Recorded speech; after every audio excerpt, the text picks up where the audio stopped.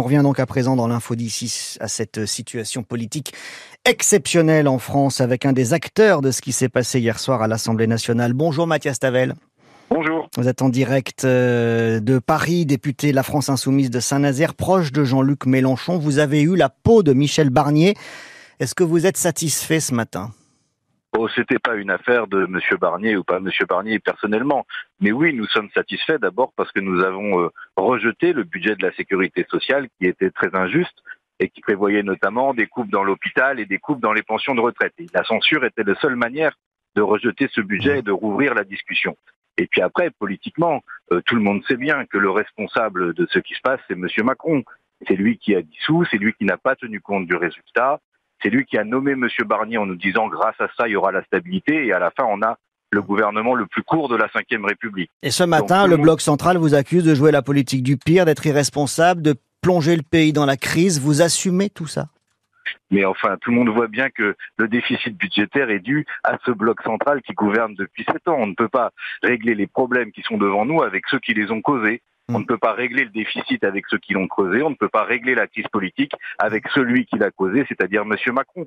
Maintenant, il y a une solution simple et tranquille pour régler tout ça. C'est un gouvernement du nouveau Front populaire que les macronistes laissent gouverner, et sinon que M. Macron s'en aille. Que les macronistes laissent gouverner, dites-vous, parce que vous pouvez aussi, s'il y a un gouvernement de gauche, qu'il soit l'objet d'une censure, vous le savez très bien, puisqu'il n'y a pas de majorité claire à l'Assemblée. Il y a une majorité relative, elle est pour le nouveau Front populaire. Nous avons toujours dit ça depuis cet été. Le nouveau Front populaire à Matignon et après chercher des majorités texte par texte à l'Assemblée. Il y a une majorité pour abroger la réforme des retraites. Il y a une majorité pour rétablir l'impôt sur la fortune. Il faut simplement que les macronistes acceptent qu'ils ont perdu les élections, que le pays ne leur appartient pas et ils doivent choisir entre tout bloquer pour sauver la politique de M. Macron ou accepter qu'ils ont perdu, qu'il faut changer de politique. Sinon, c'est M. Macron qui doit partir pour qu'on puisse avoir de nouveau une respiration démocratique.